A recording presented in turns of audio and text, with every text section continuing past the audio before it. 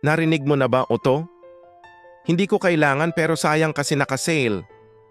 Familiar ka ba sa ganitong sitwasyon? Alam mo, ito ang isa sa pinakamapanganib na kalaban ng ipon natin.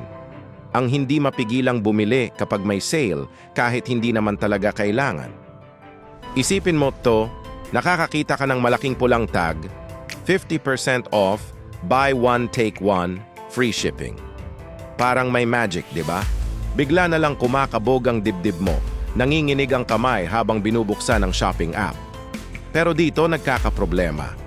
Hindi natin napapansin na ang tipid na akala natin ay gastos pala. Imbes na makatipid, mas lumalalim pa ang butas sa bulsa natin. At alam mo ang mas malala, nagiging lifestyle na natin ang parating nakaabang sa sale. Para tayong zombie na automatic na bumibili kapag may nakitang diskwento. Pero hindi ka nag-iisa. Marami tayong nahuhulog sa ganitong sitwasyon. Kaya naman may simple pero epektibong diskarte ako para sa'yo. Una, tandaan mo to. Kung hindi mo siya bibilhin sa full price, baka hindi mo talaga siya kailangan. Matindi ito pero totoo.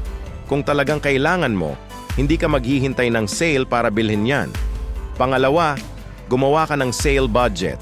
Halimbawa, nakatabi ka ng 2,000 pesos na para lang sa sale shopping. Kapag naubos na to, tigil muna. Walang extension, walang utang. Strict tayo dito ha. Pangatlo, bago mag-checkout, tanungin mo muna ang sarili mo. Need ko ba to o want lang? Kung want lang, ilagay muna sa wish list. Pag-isipan ng ilang araw. Madalas kasi, kapag binigyan mo ng time, nare-realize mo na hindi mo pala talaga kailangan. Kung talagang need mo naman, planuhin mo muna. Magkano ba ang full price? Gaano kalaki ang discount? May mas murang alternative ba? Research muna bago bili para walang pagsisisi. Alam kong mahirap labanan ang tukso ng sale. Pero mas masarap ang pakiramdam kapag alam mong wise spender ka. Hindi lahat ng mura ay sulit at hindi lahat ng sale ay savings.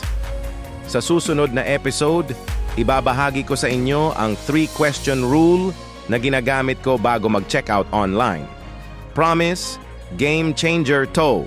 Kung gusto mo pang matuto ng mga practical na tips para sa pera mo, i-follow mo ang Money Smart PH sa lahat ng social media channels. I-click mo na rin ang subscribe button para hindi ka ma-miss ang susunod nating mga episodes. Tandaan, ang tunay na tipid ay yung hindi mo binili ang hindi mo kailangan. Hanggang sa muli, mga ka-Money Smart!